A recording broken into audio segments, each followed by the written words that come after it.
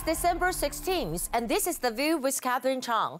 Today's topic is Biden's Taiwan connection and Taiwan to join CPTPP. First, the U.S. President-elect Joe Biden won 306 electoral votes yesterday and is sure to be elected. What people are concerned most is that after Biden takes over the position of U.S. President, will the U.S. policy toward Taiwan and China change? How is Biden's cross-strait policy different from Trump's? Well, I don't think Biden's Taiwan policy will change dramatically because as for now, there are three core members of Biden's administrations that have Taiwan connections. Here are some points.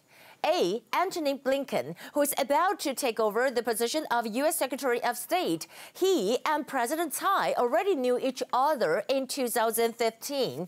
Well, in 2015, we know that President Tsai visited Washington, D.C. as the chairman of the DPP and the presidential candidate. And she had more than an hour of talk with Blinken at the State Department. Well, as to Jake Sullivan, who will take over the position of National Security Advisor. Well, Sullivan led a delegation to visit Taiwan in 2018 and visit President Tsai in the presidential office. And the third one is a Taiwan connection is Michelle Flournoy. We know that, she might take over the position of Minister of Defense. And she visited Taiwan in November 2015 and met with the then DPP chairman Tsai at the DPP headquarters. Flournoy once said that if the U.S. can convince the rest of the world that the U.S. military can strike down PLA warship in the South China Sea within 72 hours, then it can effectively deter the China forces from invading Taiwan. Therefore, after Biden becomes the president, I think the communications channel between the United States and Taiwan will still be smooth as always. B. Taiwan makes an approach to join CPTPP. According to MOFA, Taiwan has notified members of CPTPP, and all CPTPP members were informed of Taiwan's intention to join and responded positively. Well, we know that President Donald Trump withdrew from the CPTPP in 2017. Will Biden rejoin the CPTPP? Well, there is a potential possibility. Biden already said that, he's going to rejoin the WHO. C. I don't think the U.S.-Taiwan relations will have any huge shake right after Biden's inauguration on January 20th next year. The major point is, how will the relationship between the U.S. and China change? The biggest problems between the U.S. and China are U.S.-China tariff sanctions, Trump's sanctions on SMIC, and Huawei, and the tensions in the South China Sea. Well, I don't think Biden will reduce the tariffs or lift the sanctions in China right after he becomes the president. But I do think that the tension between the U.S. and China will loosen compared with Trump's era. But loosen to what extent? Will the U.S. reduce arms sale to Taiwan in order to show friendly gesture to China? I don't think so, because what Biden has to consider is the interest of the United States, not China's.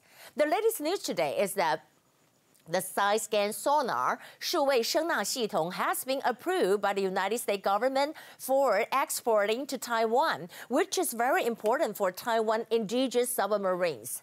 Taiwan has moving forward in all aspects, including fighting against COVID-19, indigenous submarine, and join CPTPP. China cannot stop Taiwan, nor can the KMT. Here are the top stories. Today we have 7 confirmed cases. They're all imported cases. 4 of them are ballet dancers from Russia, and they have to cancel their first performance tonight. First, I want to talk about Taiwan's achievement in indigenous submarines and corvettes. President Tsai said Taiwan might be arms supplier.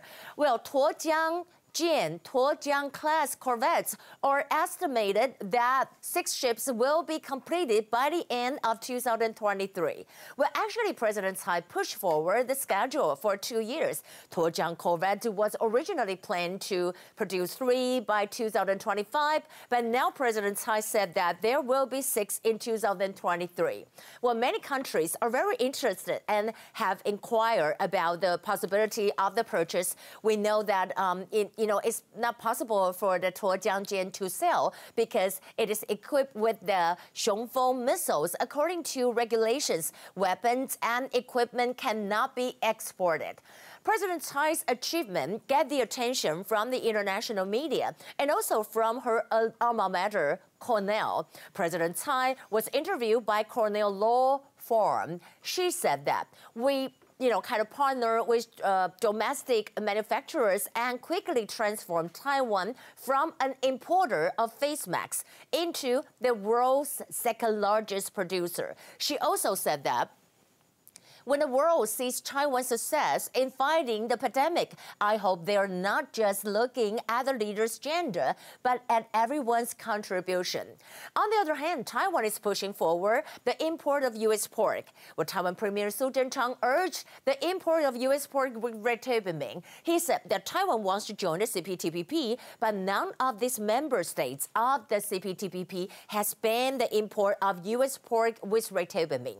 However, China blocks Taiwan from joining the CPTPP. Spokesperson of China's Taiwan Affairs Office of the State Council, Zhu Fenglian, said that, well, we have stressed many times that it must be handled in accordance with the One China principle. Well, since there is no way for Taiwanese people to accept the One China principle, what Zhu Fenglian said is actually just blocking Taiwan.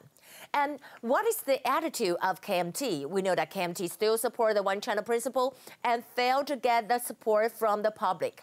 KMT held ROC U.S. Online Forum 2020, where people attended the meeting, including KMT Chairman Johnny Chang, Vice Chairman of KMT think tank Sean Lin, former U.S. Ambassador to Myanmar Derek Mitchell, and former Department of Defense official Drew Thompson. Drew Thompson said that, she talked about that Taiwan need to establish a good relationship with the member states of the CPTPP because as long as one country opposes it, there's no way to join the CPTPP.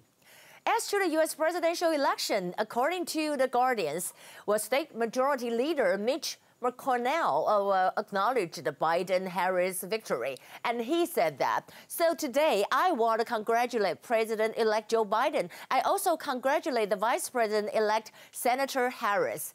Also, Russia President Putin finally congratulates Biden after Electoral College vote. Well, it has been 43 days since the election day. Well, that's really long. But Putin said, from my heart and from my part, I'm ready for interactions and contacts with you. Well, as to the vaccine issue, according to the Reuters, Trump to receive COVID-19 vaccine as soon as medical team said it's the best. And White House Press Secretary, we're talking about McNanny, said that Republicans president also wanted to show that vulnerable Americans are the top priority to receive the vaccines. So, well, I don't know when Trump is going to do the vaccine to vaccinate it. I'm not sure, but we'll be tuning in. So that will be The View for today. This is Catherine from Taipei, and I'll see you tomorrow. Bye.